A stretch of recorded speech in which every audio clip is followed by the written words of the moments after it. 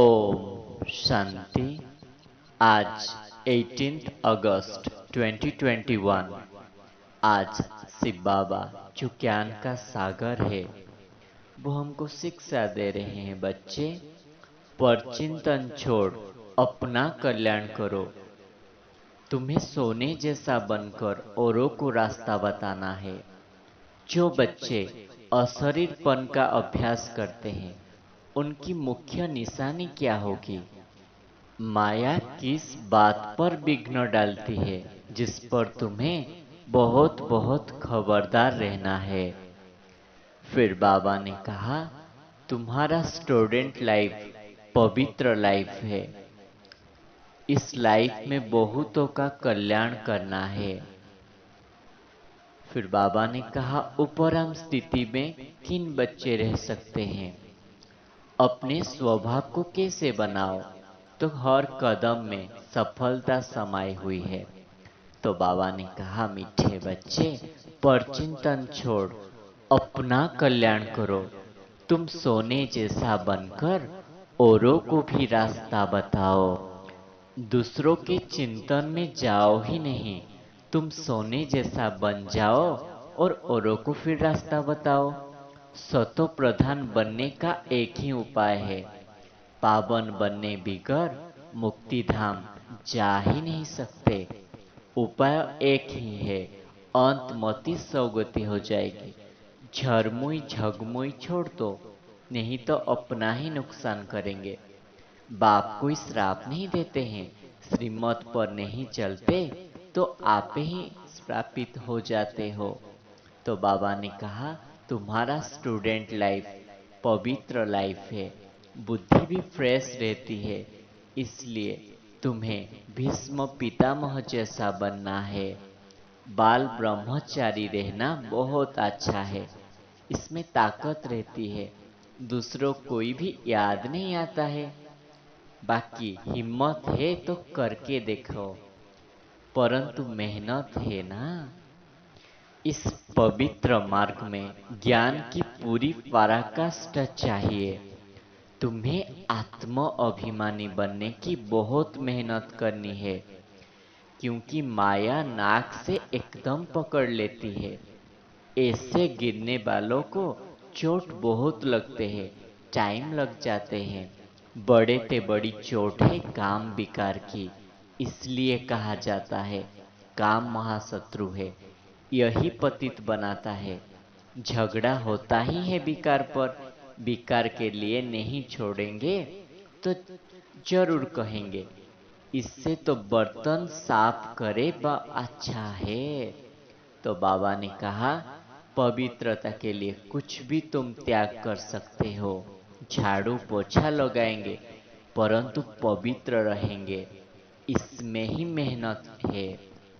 इसमें हिम्मत बहुत चाहिए। जब कोई बाप की शरण में आते हैं तो फिर माया भी लड़ना शुरू कर देती है।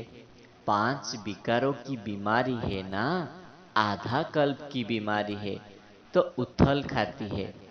पहले तो पक्का निश्चय बुद्धि होना चाहिए। जीते जी मरे हुए हो, यहाँ से लंगर उठा लिया हो। इस कलयुगी दुनिया से हमारा कोई भी ममत्व नहीं। बिकारी किनारा तुमने छोड़ दिया है ना। अब इस रूहानी पवित्र यात्रा पर हो तो तुम्हें अशरीर बनने का अभ्यास करना है। जो बच्चे अशरीरपन का बहुत अभ्यास करते हैं उनके कर्म इंद्रिय शांत होती जाती है। देह अभिमान में आने से कर्म इंद्रिय चंचल होती है। आत्मा जानती है हमको प्राप्ति हो रही है, शरीर से अलग होते जाएंगे तो कर्म इंद्रिय भी शांत हो जाएगा। सन्यासी लोग तो दवाई खाकर कर्म इंद्रियों को शांत करते हैं। उनका हठ योग है, तुम्हारा योग से ही काम लेना है। क्योंकि योग बल से तुम बस नहीं कर सकते हो। तुम्हें आत्म अभिमानी बन अपने कर्म इंद्रियों को शांत कर देना है। इसमें बड़ी मेहनत है। प्राप्ति तो बहुत ऊंचा है ना। तुम योग बल से विश्व के मालिक बनते हो, तो क्या कर्म इंद्रिय पर जीत नहीं पा सकते हो? तुम्हें कर्म इंद्रिय पर जीत पाना है। योग बल से ही तुम स्वर्गवासी बनते हो ना। सारी दुनिया घोर अंधियारा में है और तुम ज्ञान सागर, प्यार के सागर के सम्मुख बैठे हो। तुम्हारा है ज्ञान का दिन और दुनिया वालों के लिए अज्ञान का रात। ज्ञान अक्षर अच्छा है ना। आगे चलकर विनाश के दिन बहुत होगा, आपदाएं बहुत आएंगे। ड्रामा में सब नोंद है। मूसलाधार बरसात होती है, भूखे मरेंगे, अर्थक्वेक आदि सब होना है। इन द्वारा ही विनाश होने का ड्रामा में फिक्स है। बच्चे जानते हैं यह तो जरूर होना है, नहीं तो सतयुग में इतने थोड़े मनुष्य कैसे होंगे। जरूर इकट्ठा विनाश होगा।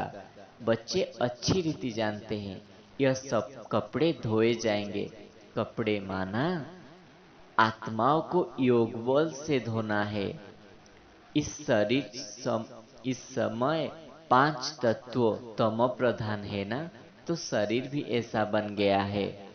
तुम्हें अब पावन बनना है। मनुष्य तो कुछ भी नहीं जानते हैं। तुमको तो रास्ता बहुत सहज मिली है। जहां जहां भक्ति योग आदि होती है, वहां जाकर समझाना चाहिए। उन्हें जीवन मुक्ति कैसे पाए यह समझाओ। तुम पूज्य से पुजारी कैसे बनते हो, बाप आकर समझाते हैं। ज्ञान से फिर तुम पूज्य बन जाते हो। स्वयं परमात्मा को भी कर्म इंद्रियों के द्वारा तुमको ज्ञान सुनाना होता है, क्योंकि ज्ञान का सागर है ना। लेकिन बच्चे घड़ी घड़ी भूल जाते हैं अपने को आत्मा समझ।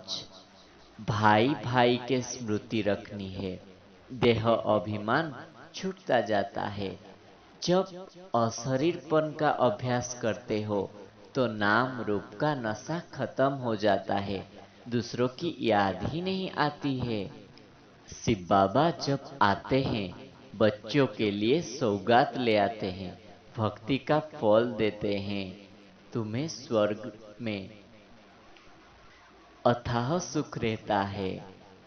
फिर बाबा कहते हैं कुमारी रहना अच्छा है, नहीं तो फिर अधर कुमारी नाम पड़ जाता है।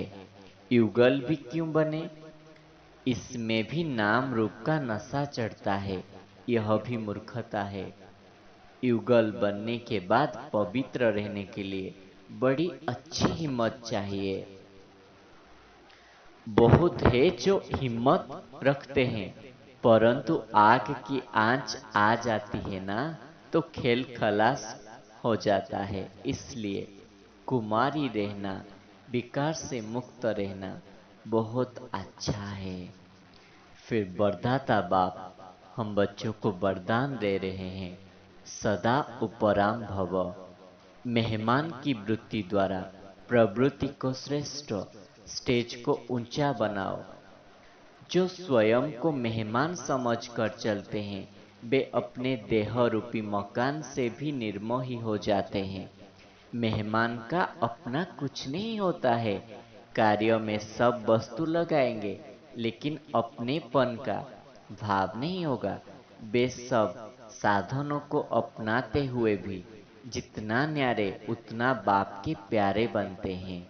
देह देह के संबंध और वैभव से सहज उपराम हो जाते हैं।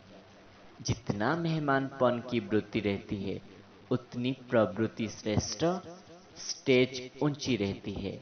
तो जो बच्चे मेहमान समझते हैं स्वयं को, तो ये देह रूपी मकान से भी निर्मोही हो जाते हैं। मेहमान समझने से उपराम स्थिति बन जाती है और स्टेज ऊंची बन जाती है। आज के स्लोगन में बाबा ने कहा, अपने स्वभाव को निर्मल बना दो तो हर कदम में सफलता समाई हुई है। जो बच्चे अपने स्वभाव को निर्मल बना देते हैं, उनके हर कदम में सफलता समाई हुई रहती है। तो आज हम सारे दिन में एक धारणा पर अटेंशन देंगे। परचिंतन प्रदर्शन से मुक्त रहेंगे। दूसरा, आज कम से कम 10 बार अपने को मेहमान समझने का ड्रिल करेंगे। परमधाम में जाएंगे, परमधाम से उतरेंगे इस शरीर रूपी मकान पर। समझेंगे मैं इस मकान का मेहमान हूँ। तो सारे दिन में ड्रिल करेंगे। ओम शांति।